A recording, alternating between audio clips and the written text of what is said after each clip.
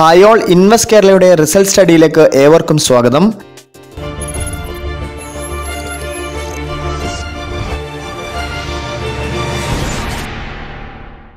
ഈ വീഡിയോയിൽ നോക്കാൻ പോകുന്നത് ധനലക്ഷ്മി ബാങ്കിന്റെ ഈ ക്വാർട്ടറിലെ റിസൾട്ടിനെ കുറിച്ചാണ്. ആദ്യമായി ഇൻട്രസ്റ്റ് ഏർണർ നോക്കുമ്പോൾ 236.65 കോടിയാണ് ഈ ക്വാർട്ടറിൽ റിപ്പോർട്ട് ചെയ്തത്. പ്രീവിയസ് ഇയർ ഇതേ ക്വാർട്ടറിൽ അത് 240.43 കോടിയായിരുന്നു. ഏകദേശം 1.57% ഒരു റിഡക്ഷൻ സംഭവിച്ചിട്ടുണ്ട്. ഓപ്പറേറ്റിംഗ് പ്രോഫിറ്റ് നോക്കുമ്പോൾ 43.11 കോടിയാണ് ഈ ക്വാർട്ടറിൽ റിപ്പോർട്ട് ചെയ്തത്. പ്രീവിയസ് ഇയർ ഇതേ ക്വാർട്ടറിൽ അത് 29.11 കോടിയായിരുന്നു.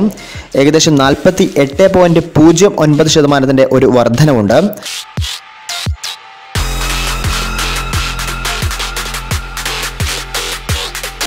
ഗ്രോസ് NPA ചെക്ക് ചെയ്യുമ്പോൾ 6.89% ആണ് ഈ ക്വാർട്ടറിൽ റിപ്പോർട്ട് ചെയ്തത്. പ്രീവിയസ് ഇയർ ഇതേ ക്വാർട്ടറിൽ അത് 7.61% ആയിരുന്നു. ഏകദേശം 0.72% ഒരു റിഡക്ഷൻ സംഭവിച്ചിട്ടുണ്ട്. അതുപോലെ നെറ്റ് പ്രോഫിറ്റ് നോക്കുമ്പോൾ 6.09 കോടിയാണ് ഈ ക്വാർട്ടറിൽ റിപ്പോർട്ട് ചെയ്തത്. പ്രീവിയസ് ഇയർ ഇതേ ക്വാർട്ടറിൽ അത് 19.84 കോടിയാണ്.